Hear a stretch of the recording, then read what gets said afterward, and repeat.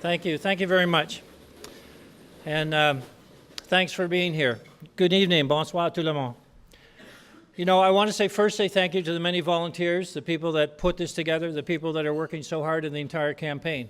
I mean, it's great to see so many show up tonight and be part of this, and it takes a lot. It takes a lot from people that dedicate their time, their energy, and their effort. And I can't begin to name them all, but we have a great team that are working hard to change the province. And I'm just proud to be part of it, and I'm proud to be associated with each and every one of them. I also, you know, Rob mentioned certainly my family, my wife Marcia, who's obviously a constant supporter and someone who not only we confide in on a regular basis, mind you, but I get great advice. And my daughters, who are all over, but they stay in touch, they're always here. You know, I tried a little something that I heard at a meeting, so I tried it at home to see what the reaction would be with Marcia. So I asked the question, I said, so Marcia, did you ever think that I'd be running for the leader of a political party? And she said, no, but I knew whomever I married would. So anyway, we're a partner. We work together. And to all of you that are here tonight, we're here for one reason. We each care deeply about the future of this province. And we each recognize how good we can be in our own way. But it takes each one of us in our own way to be part of that solution. My title of my talk tonight is Recycle New Brunswick is not an environmental term. We do it every election cycle. We do it continually.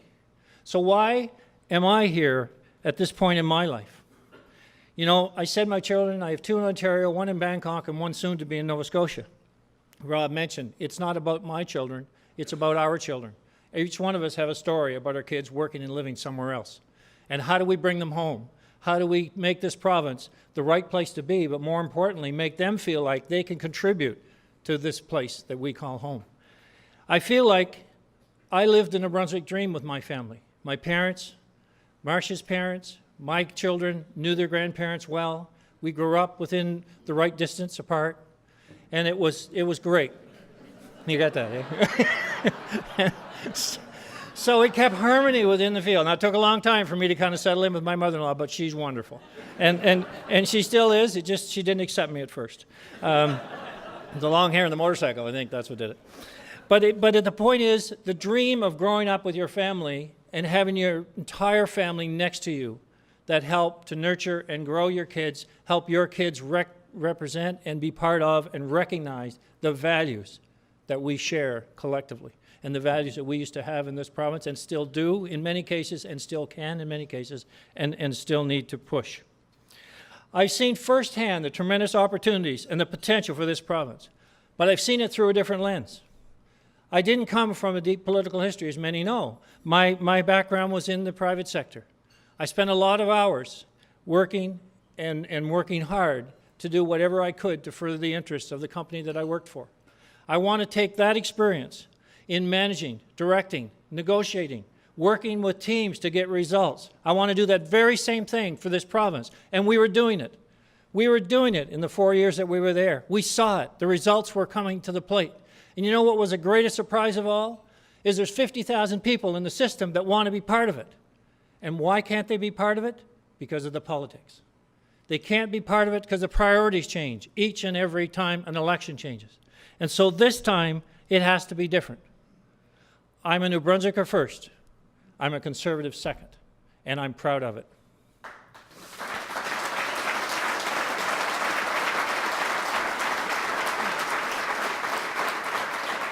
A friend of mine passed me in the hall and he said, well, I hear you're running for the Premier's job. You got to follow your dreams. And I corrected him. I said, this is not a dream for me. This is a mission. It's a mission for our province to finally get back on track and for the adults in the room to take a role in fixing it and fixing it right. And because it can be done. What I saw in the system, even in a poor economy, we had enough money in the system to not only fulfill our needs, but to exceed what we currently need in this province or what we currently have. We could go so much better. Had we stayed the course, we would have been within $100 million of a balanced budget right now, on target for a balance next year without the HST. We didn't need it. And why didn't we need it? Because every day we were managing the service delivery better. Nothing different than I would have done for 33 years in the private sector. Nothing different than each one of you would do every day in your household, in your business. It was just applying that same logic to government. So why are we so far removed? The difference was we were able to engage the workforce. We were developing leaders. Success is directly related to the people getting involved, owning it, developing a plan, and sticking with the plan. We'd achieve greater accountability. We'd set a new path for the Auditor General to get better visibility into government. We'd create an Accountability Act that drove better behavior from politicians. But we were told when it was repealed in the first year of this government's mandate, well, we don't really need that to govern properly. Well, we've seen how that works. And we've also seen that in the last third quarter results, they aren't even out yet. 3 months and waiting. Leading by example changes people's attitude. You can't say one thing and do another. We cut our own pensions 47%. We adopted the same pension program as anybody else. And when I've talked to people and they'd say, well, do you think you'd fix your own pension? And I'd say, well, let me tell you what we did to that. Wow, we didn't know that. Because if you do to yourself what you expect others to do, they will be part of it. And they'll join you in that fight, in that mission. We had a steady and methodical approach. Our deficit was down $450 million. Our growth rate in expenses was down 6 to 1.5%. And you know, why is this important? Because we'll talk about growing the economy, which I'll talk about this in a minute. We absolutely need to move forward and get our economy rolling again. But when you look at statistics, you find that every government spends its revenue. In this province, you can go back 20, 30 years, and you can find that if the expenses went up, or the revenue went up, the expenses went up. Revenue went up, expenses went up. And how do you see like Newfoundland now with oil prices being down? They're in trouble. They've had a 16% increase in their expenses over a time when they should have been able to really get their finances under control. The same thing is in Alberta, same thing in Saskatchewan. So no one's planning, no one's managing. And what was one of the biggest triggers for me the first few days in government, we had an $8 billion budget, and we were within 0.5% of that budget. Can you imagine being that good in your business? There's no way you're that good. You've got $8 billion in the cupboard, and you're spending every cent. And when it's gone, you stop spending. So that's how we were managing. We ended up putting rules and regulations in place for shale gas development and responsible natural gas development. But now we see an indefinite moratorium. Now, there's all kinds of reasons. But you know why the moratorium's continuing? Because investors have left town. Business come with a sense of urgency. The only sense of urgency in government is between when you're elected and when you're going to get reelected. That has to change if we're going to change the province. We have to respect the needs.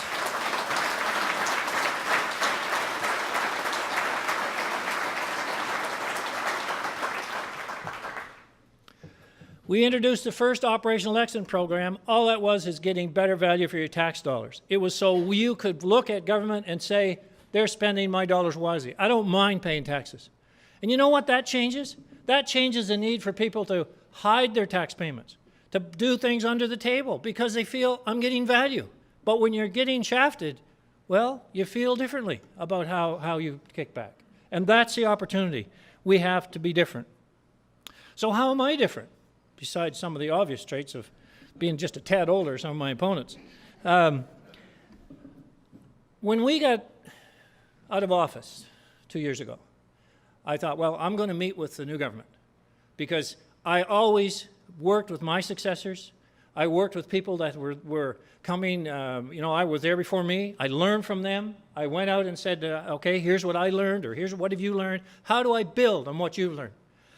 I developed a 15-page presentation working with my colleagues in the civil service and presented it, every detail of what we knew, where we were going, how we were getting there, what the project plan was, who was delivering results, and what the opportunities for this province.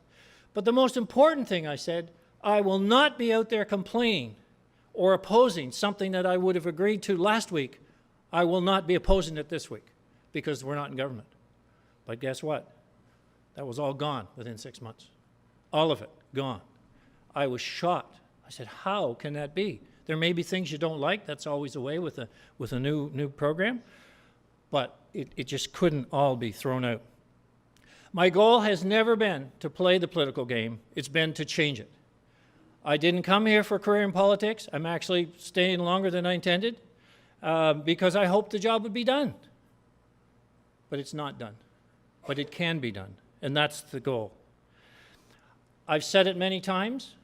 I will not buy your vote. I am a different politician. I will earn it. And if you feel I earn it, then I need your support. You know, we've got into situations where, you know, one case where one gentleman said, you know, you promised to reinstate the ferry and I'll vote for you. Well, you know, I believe in the ferry system. I think it's integral to our rural system in the province. But you know, it's not, I don't want to do this and have both hands squarely behind my back when I get to the finish line. I want to be able to fix the province.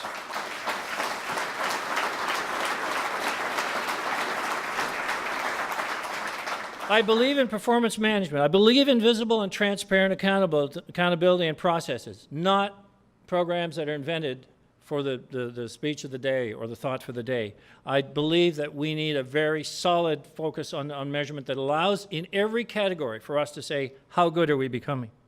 You know, I'm not bilingual. Marcia and I are working on that, however, and it's kind of fun. You know, we can go through great periods and not talk to each other because we're trying to remember what to say. So it's working. It's working.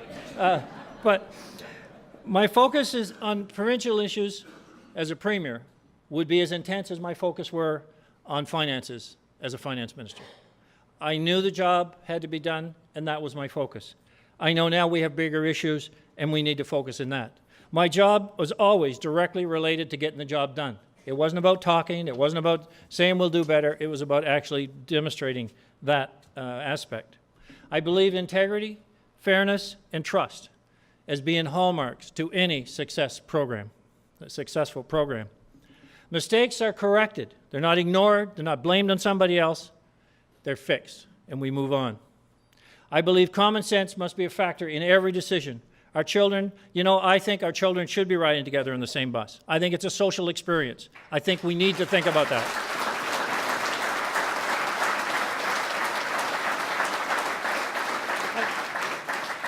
I had a different way of entering politics. I remember one of the top hot topic items when I first ran in 2010 was a 6-lane highway from the city to the valley. I said, what do we need a 6-lane highway for? Well, you know, I said, well, I've traveled that for 30 years. Why do we need a 6-lane highway? So anyway, it was a $37 million project. And I actually campaigned against it. But we need improvements along the accesses, the exits. But we don't need to spend this kind of money on infrastructure when other services are failing. We need to move quickly on files, and I can do that.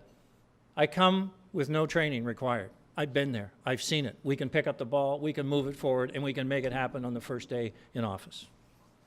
I believe that we can, with a strong work ethic, we can have the changes we need in this province that will absolutely make a difference. We've been sitting 12 days this year so far. Legislature's pretty hectic.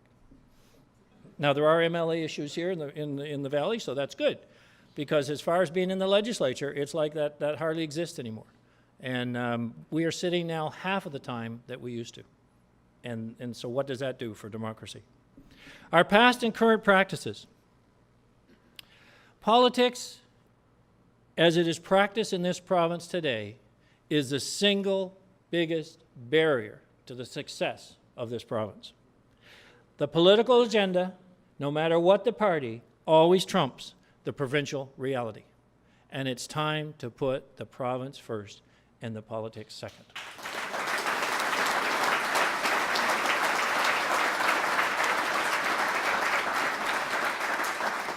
The tax and spend philosophy has to stop. We see the HST, we've seen a whole year spent trying to convince us we all needed the HST. I've told you that we didn't need it. We've seen announcements made on every job being bought and paid for, tax-funded job programs.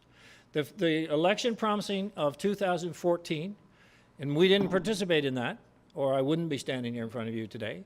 We did in 2010, and we fought hard to get over that hurdle by 2014. I was in a CBC panel back several months ago, And I was talking about this whole thing about the tax spending, and people didn't talk about the HST at the time of the campaign. And Victor Boudreau said to me, I said, you know, you promised everything to everybody. It's a $30 million spend versus a $300 million a year spend. And he said, that's why we're in government and you're in opposition. And you know that's right. We have been bought by the promises, and we are paying for them dearly. And it's every election, it sets us back further. Every time we have an election. Now, you could say, well, let's move the elections out. Well, that would be progress, but I wouldn't start just yet. That isn't a recommendation I got here just for now. You know, we've seen the headlines versus content, and where's that happen? We've seen the seniors asset issue, we've seen the program review. Every item on that program review was something I reviewed with Victor Boudreau and his project team within 2 months of them coming to office, except for one item, and it was put names on buildings and bridges. We didn't have that one. That was a real clincher there we missed. We had red tape reduction. We had CFIB reporting that was saying we're getting better, because we've had businesses complain about how are you helping business get better. CFIB rated us better every single year. Guess what that's doing now? Going the exact opposite way in terms of a red tape reduction and improvement. We had, now, then comes free tuition. Well, where did that come from? So if the legislature's ever sitting, just show up with a T-shirt or a banner, because the next week you're going to get something on that. Because that's where it came from. Students were there 1 week. Hold on, just save your breath. We'll be back next 2 weeks later. So there it comes, free tuition. And you're saying, well, every student should have access to money to go to school. But does that mean it needs to be free? And when you look at this program, who's paying for that program? I've had parents come to my office and say, I'm above the $60,000 threshold. I need to do something different here. This is not right. Why am I working? Because I'm going to be penalized for saving money or working hard to send my kids to school, and I no longer get the tax rebate. But why is it done? If you listen to the words around it, it's, well, we did it because we want to fill up universities. What is our goal? Is our goal to fill up universities, or is our goal to produce an educated student that actually can get a job and move the province forward? Let's not treat the symptom. Let's fix the issue, and let's deal with it.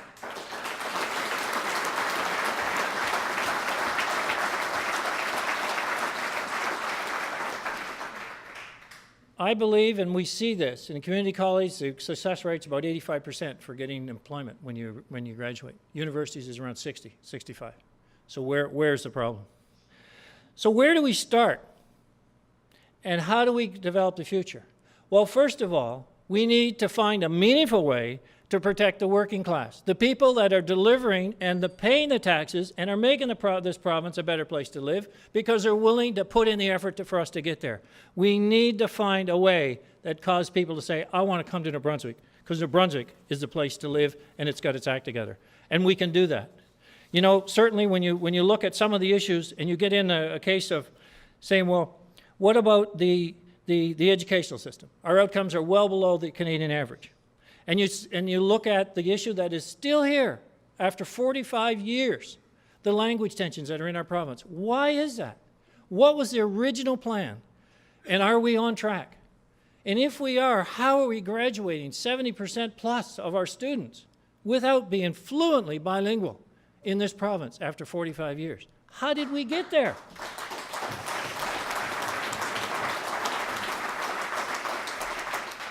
And there's different teachers and different stories that can be told in relation to what happens in a classroom. And I'll just read a paragraph and one illustration.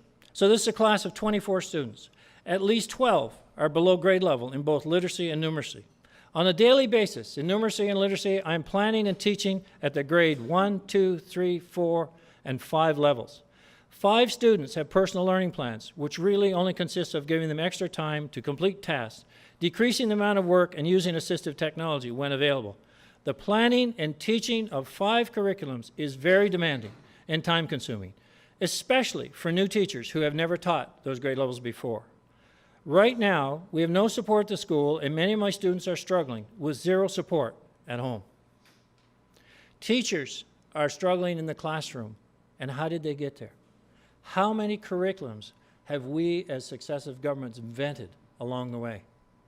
And when do we establish at a higher level, what do we want our students graduated with what capability? And then stand back and say, we're going to monitor that performance, and collectively we're going to make sure that our kids receive that. But it's the people in the system, the professionals in the system, that have the knowledge, the capability, and the intensity to make it happen.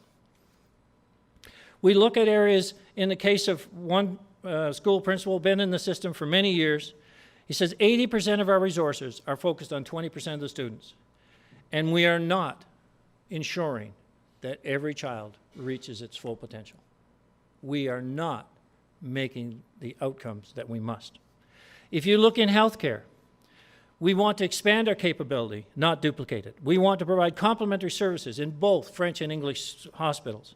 We want to evaluate the effectiveness of hospitals. Family medicine reform, how well are we doing on that after all these years? I just learned a stat tonight in relation to 50,000 people still on waiting lists for a family doctor. And when do we have a personal responsibility in better health? You know, I'm going to use a personal example, my brother, who just in the last 6 months, he drove a truck for many, many years and retired about 2 years ago. And he was a smoker, quit smoking just like that, about 4.5 years ago. He's my older brother, by the way, just to clarify that. And he decided he was going on a weight reduction program. He was diagnosed with diabetes about 1.5 years ago, 2 years ago.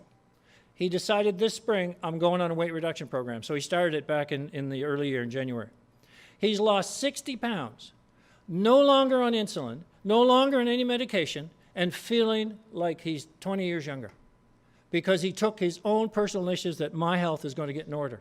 So how do we take a role here in our healthcare and play a role in making it better because we're going to be part of it? I was at the drugstore this morning, and I met with the pharmacists, and we got talking about methadone injection.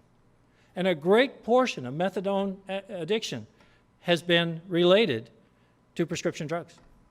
So how do we deal with that? How do we treat the cause? How do we start to move in a direction that we don't keep building it?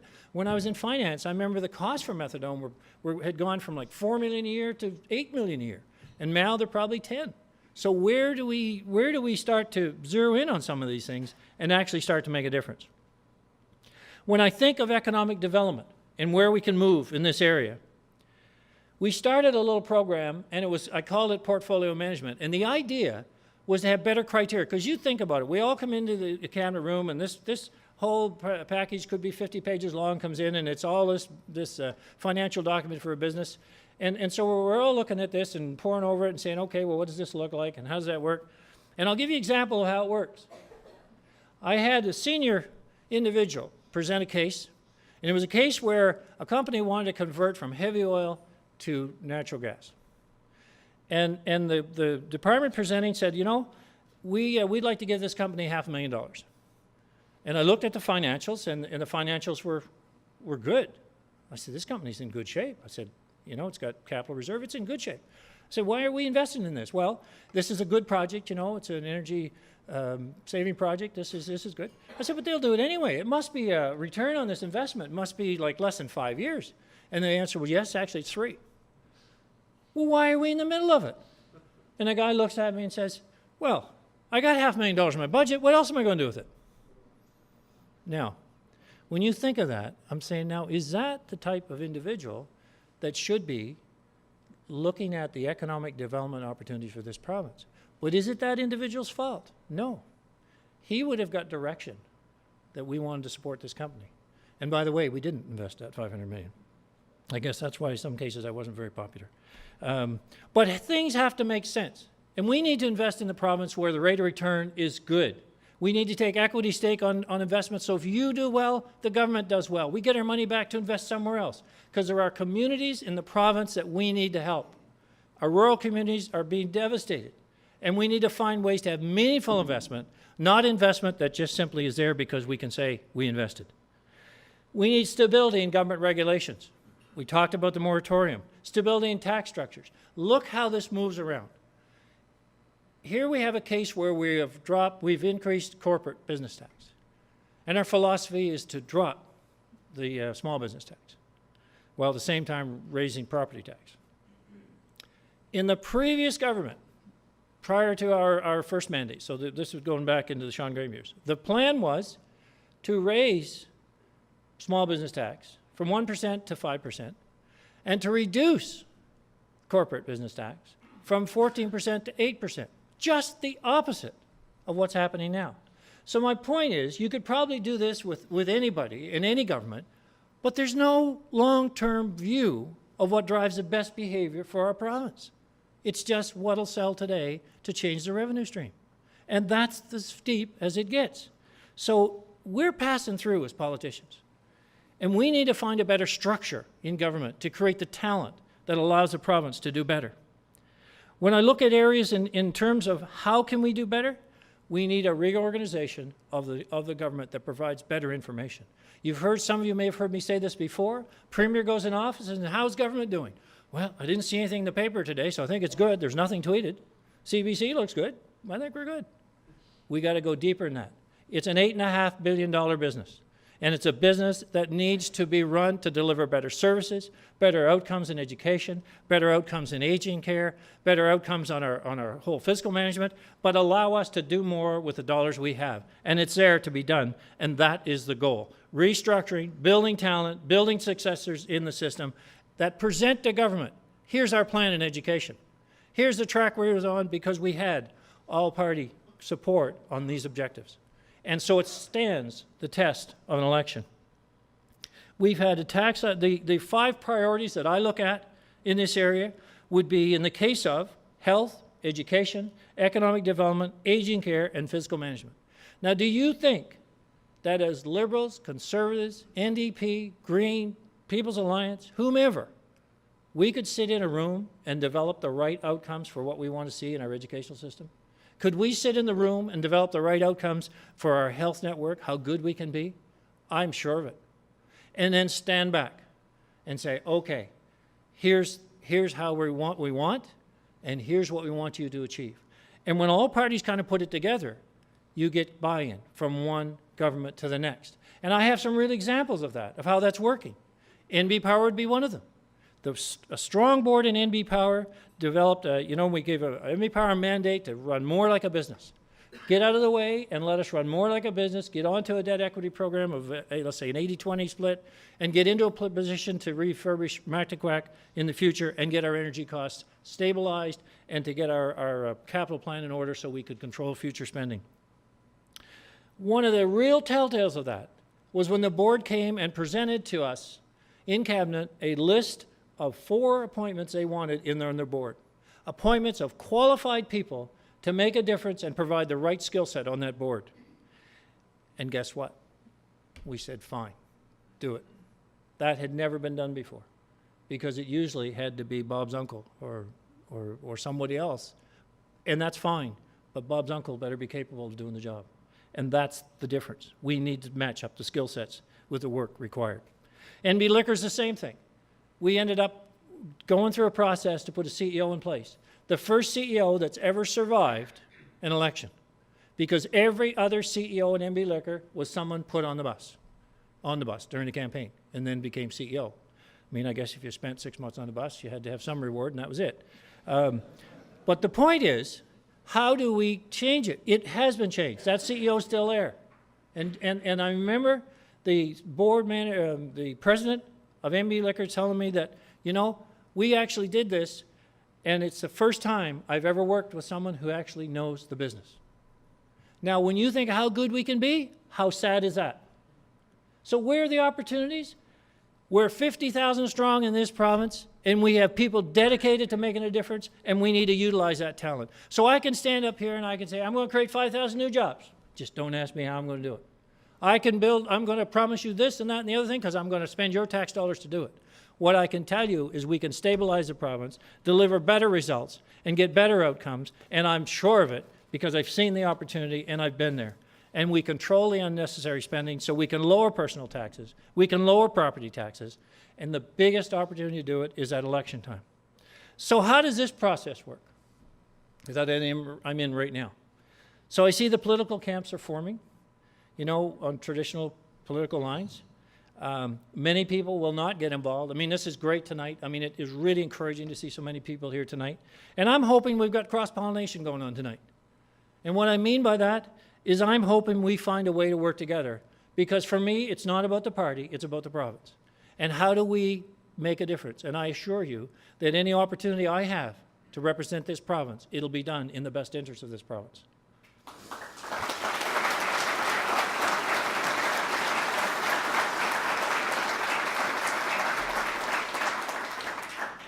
So revolutionary change can happen, and we can fix a province. I've seen it. I could go through reams of information that would tell you, wow, and probably shock you and say, I just don't believe this could be the case. I believe that I'm the only candidate that offers the experience, the knowledge, and the reality, a vision with the reality for a completely new approach. It's not about inventing a new message. It's not telling just promise me this and promise me that. It's like we can and we will do better. It's a vision that will see sustainable and a long-term process that will withstand the pressures of the 4-year cycle. A vision that we will see our province once again on a path to continuous improvement. And every elected official will work towards that because they see the goal. They see the ability for us to do better and to bring our kids home. I started in the entrance in politics in 2010 with the slogan, "It's time to serve." And I see it's quite a popular theme. It's time. Well, you're right. It's time, all right. It's time to have a leader that is not seeking a career in politics. It's time to have a leader with the independence of making the right decisions for the province, not the politically correct ones. It's time to have a leader with real experience and a proven track record that goes beyond words, and to have a leader that understands the issues firsthand because I've been there, I've done that, and I had the tools to work with when I started. The tools are still there. Some of the people are missing. We need them back. And we can make this thing work again, and we will be amazed at the results.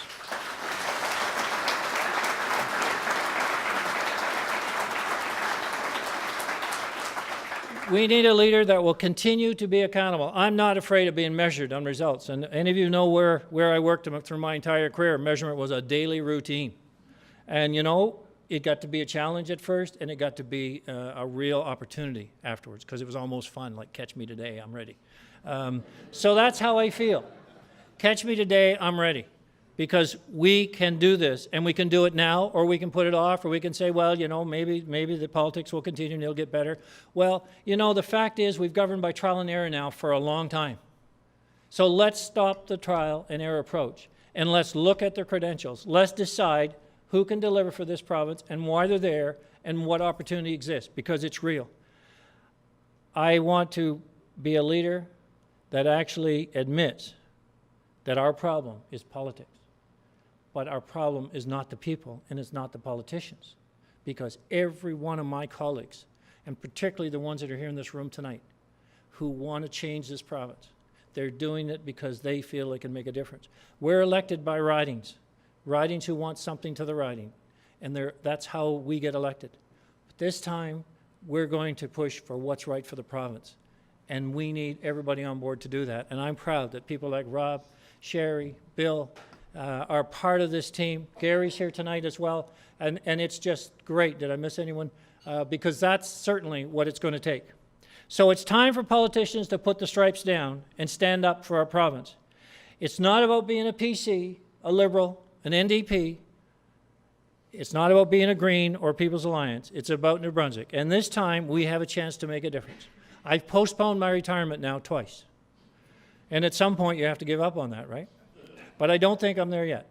And with my colleague, you know, as part of this whole process, being very supportive, we can make a difference, and we can do it right. And you being here tonight is going to be a long ways towards that. But, you know, it's not good enough to say, I hope you do well. Because I've seen the camps aligning, as I mentioned. I've seen where we're going and making deals and this sort of thing, and I've said, look, I'm not interested in that. Well, fine, you'll be retired. Well, and I say, well, maybe that's not so bad. But that's not the point. The point is that if you believe that it's time that we can make a difference, if you believe me that I'm not here for a political career, which I'm absolutely not, and if you believe what I'm telling you about the opportunities in this province and that I see it from a very different lens, and it's because of my background, That's why I see better ways to deliver on the services that we have, and it doesn't involve more revenue. But it doesn't mean we don't do better deals. We don't bring companies into this province. We don't strike deals that raise our economy and our growth level for jobs, because we absolutely need to do that. But we'll do it with a team of people that are interested in building the province and have the capability to do it, not spending their budget because they need to do that, because that's how they're measured. We can and we will fix the province. But I need you and your friends, no matter what party affiliation, to be involved, to sign up people to help. I won't disappoint you, but I can't do it alone. Thank you very much.